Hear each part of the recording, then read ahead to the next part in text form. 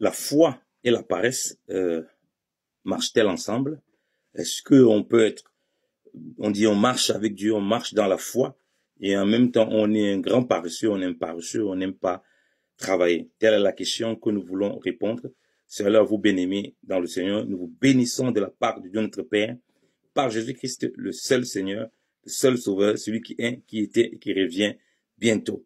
C'est votre humble frère, l'esclave inutile de Jésus-Christ, le pasteur Yannick Stéphane, enseignant de la parole de Dieu. Nous voulons continuer à nous édifier sur la question de la paresse, parce que ces questions nous sont aussi posées par beaucoup de personnes, et nous avons parlé de la paresse dans la question de l'amour pratique, dans le fait d'aimer, de vouloir aider les gens. Est-ce que il faut aider les paresseux, tout ça? Nous touchons la question de la paresse, principalement dans le fait de ne pas vouloir travailler, des participants du moindre effort, des gens qui n'aiment pas beaucoup se bouger, des gens parfois qu'il faut donner un coup de boost pour qu'ils se réveillent, des gens qui sont paresseux, c'est-à-dire qui sont pas zélés pour faire de l'effort, que ce soit dans la foi ou pas dans la foi. Alors, nous devons commencer à comprendre. Ce n'est pas une question, la paresse n'est pas d'abord une question de foi. Bien aimé dans le Seigneur. La paresse n'est pas une question de foi. La paresse est que vous ayez la foi ou pas. Si vous êtes un paresseux, vous êtes un paresseux. Parce que on voit des gens qui n'ont pas la foi, qui ne connaissent pas Dieu, qui ne craignent pas Dieu, mais qui ne sont pas des paresseux. Alors, on ne peut pas justifier, expliquer qu'on est encore dans la foi, on se retrouve dans la paresse.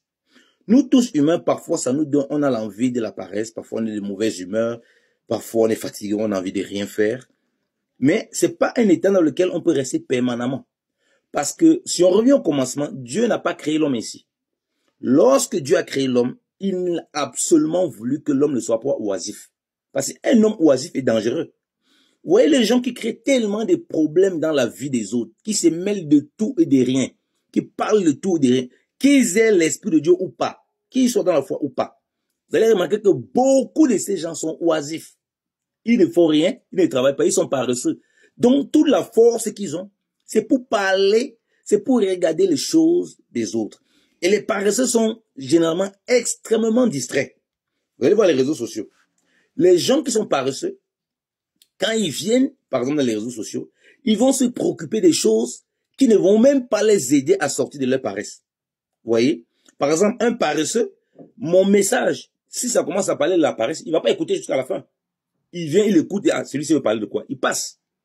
Mais si c'est des choses qui doivent le maintenir dans la paresse et dans la distraction, alors il va apprécier, il va embrasser demain que waouh, ça c'est bien pour moi. Vous voyez? Donc, la paresse est alimentée par le fait qu'on aime l'inertie et on aime vraiment ne rien faire. On aime la distraction. Les gens qui aiment beaucoup la distraction sont généralement très paresseux.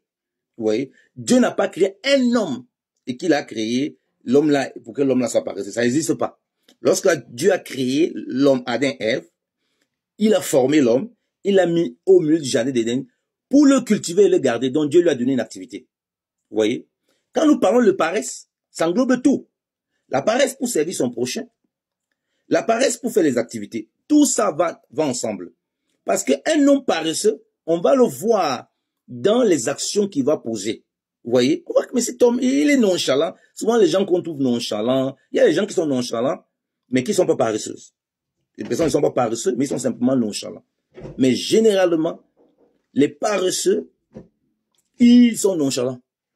Mais les nonchalants ne sont pas forcément paresseux. Ils travaillent, peut-être il prend son temps, il a sa façon de faire, et il ne sait pas peut-être exécuter les choses bien, ou bien vite, pas autant pour moi, mais il les fait bien, et il a le désir de le faire. Mais le paresseux, il n'a pas le désir. Il veut rien faire. Le paresseux, généralement, il cultive sa paresse en comptant sur les autres. Vous voyez? Et l'Écriture n'encourage pas la paresse. Il y a beaucoup de chrétiens extrêmement paresseux. Il dit même paresseux, vous pouvez imaginer. Paresseux pour s'employer pour les autres, paresseux pour faire des activités, paresseux pour opérer des choses. Et c'est un scandale parce qu'on dit, mais comment il peut dire qu'il marche avec Dieu? Il est paresseux. Et comment il peut parler de la foi à quelqu'un qui, soi-disant, n'a pas la foi? Quand la personne voit que voici un chrétien paresseux qui ne fait rien et qui me dit qu'il marche avec Dieu, qui connaît Dieu, mais quand moi je vois ma vie, j'ai l'impression que je connais Dieu mieux que lui. Vous savez que la loi de Dieu est inscrite, l'œuvre de la loi de Dieu est inscrite dans le cœur de l'homme. Et c'est pour ça que la conscience des hommes, même quand ils ne connaissent pas Dieu, les excuse ou les accuse des actions mauvaises qu'ils font.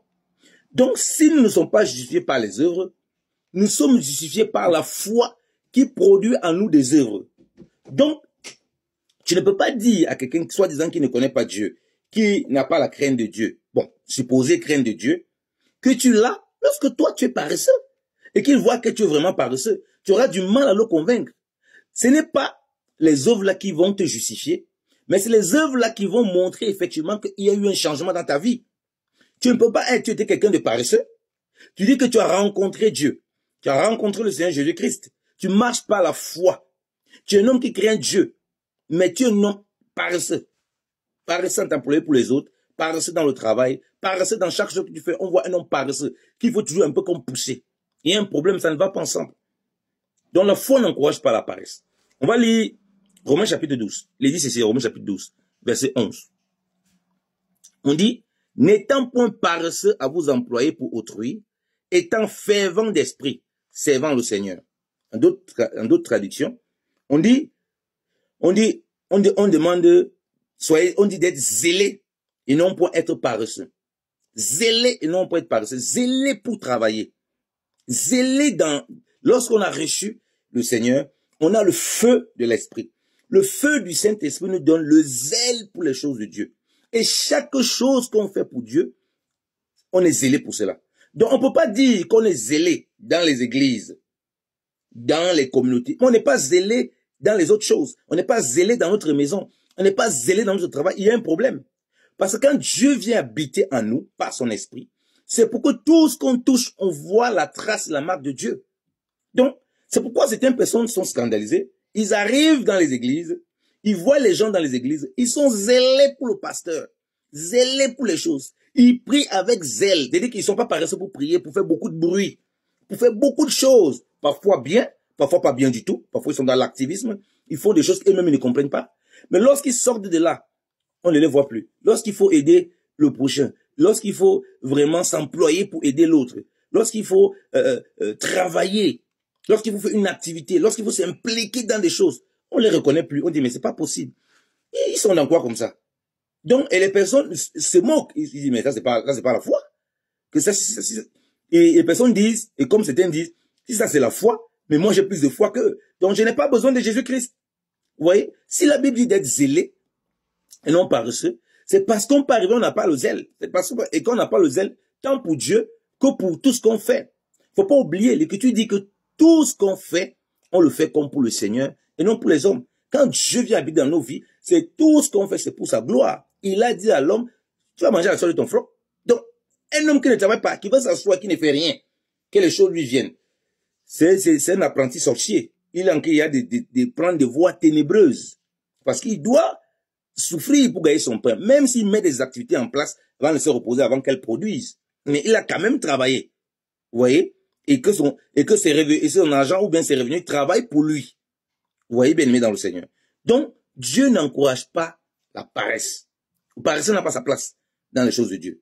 Donc, si tu es paresseux avec tes collègues, dans ton travail, dans ta maison, dans les choses que tu fais, dans les choses de Dieu, tu as besoin de te réveiller parce que tu n'es pas en train de suivre la voie du Seigneur. Je vais lire Proverbe 6. Je vais simplement lire l'exemple que Dieu nous prend de la fourmi. Il est dit, Proverbe 6, à partir du verset 6. Va paresseux vers la fourmi. Regarde ses voies et sois sage. Elle n'a ni chef, ni directeur, ni gouverneur. Cependant, elle prépare en été son pain et amasse durant la moisson de quoi manger.